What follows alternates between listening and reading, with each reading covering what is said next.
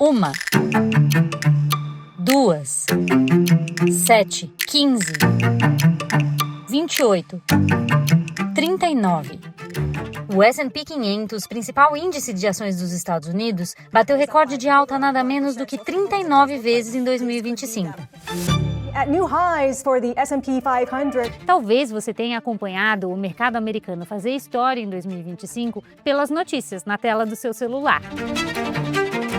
Mas podia ter participado de dentro, como investidor, e só com alguns cliques a mais, no conforto do seu sofá.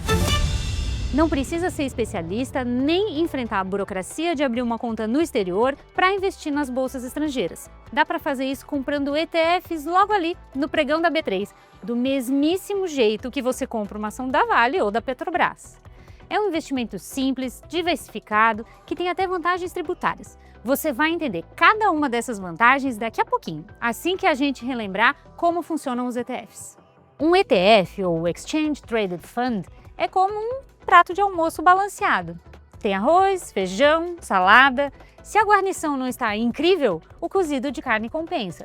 Um ETF é como esse prato, um fundo composto por ações e outros ativos de vários emissores diferentes, comprados todos juntos de uma vez. No tempo, alguns desses ativos sobem, compensando os que talvez caiam, e seu dinheiro rende conforme a quantidade que o ETF tem de cada um deles. A diferença para o prato do almoço é que não é você quem escolhe as ações de um ETF. As gestoras desses fundos, como a BlackRock, replicam a composição de índices de bolsas de valores e o pacote chega pronto para o investidor.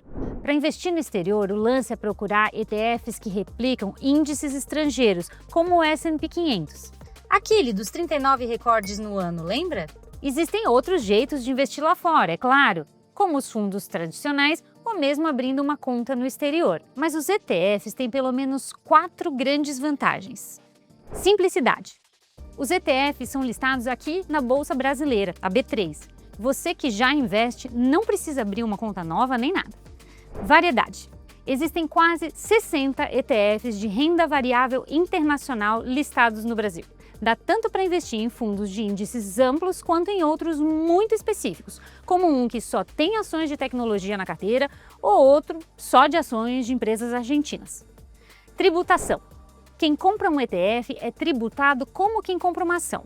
O imposto de renda é de 15% sobre o lucro nas operações normais e de 20% em caso de day trade, quando a compra e a venda acontecem no mesmo dia. Nos fundos multimercados tradicionais, que também são usados para investir no exterior, o imposto começa em 22,5% e só chega em 15% depois de 2 anos de investimento. Fora isso, eles têm o famoso Come Cotas, que é uma cobrança semestral de imposto de renda. Previsibilidade. Você já sabe desde a partida que um ETF vai render muito próximo do desempenho do índice que ele segue. Não dá para saber de antemão quanto que esse índice vai andar ao longo do tempo, é claro. Mas também não tem surpresa. Um bom ETF é aquele que caminha o mais junto possível do índice de referência. E tem mais. A simplicidade dos ETFs não faz deles produtos menos rentáveis do que as outras alternativas para investir lá fora. Pelo contrário, muitas vezes os chamados fundos ativos, aqueles que buscam superar a rentabilidade do índice de referência, falham nesse objetivo. Muitas vezes não, em 2/3 dos casos. Cerca de 65% dos fundos de ações de grandes empresas nos Estados Unidos tiveram um retorno abaixo do S&P 500 em 2024, um ano em que o principal índice do mercado americano subiu 25%. Se você comparar a rentabilidade acumulada em períodos mais longos, o resultado é ainda pior. 90% dos fundos perdem para o índice em intervalos de 15 e de 20 anos. Isso ajuda a entender por que cada vez mais brasileiros escolhem os ETFs como forma de investir no exterior. O número de investidores que compram ETFs quase quadruplicou em menos de 5 anos, passando de 288 mil para 841 mil. E 60% dessas pessoas, mais de 500 mil, escolhem ETFs de renda variável internacional para comprar. O ETF da B3 com o maior número de investidores é um fundo de ações internacionais. Adivinha que índice ele replica? Acertou, o S&P 500. Esse ETF se chama iShares S&P 500, mas ele é conhecido como IVVB11, o seu código de negociação na bolsa. Ele foi criado há 11 anos e hoje tem quase 220 mil investidores, 70% a mais do que o segundo maior ETF brasileiro. Agora vamos entender o que tem lá dentro?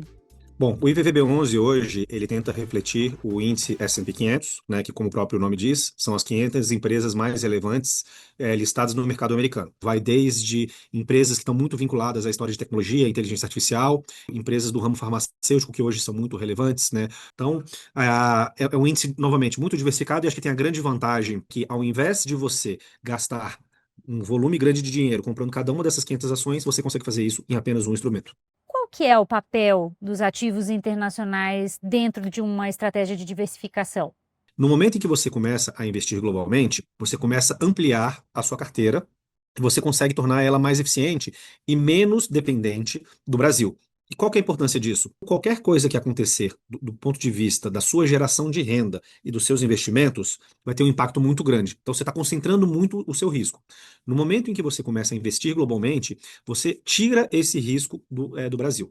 Se o PIB do Brasil representa só 2% da economia global, não faz sentido que mais de 90% da carteira dos investidores brasileiros esteja concentrada só em ativos domésticos. É tempo de diversificar e os ETFs podem ser bons aliados para isso.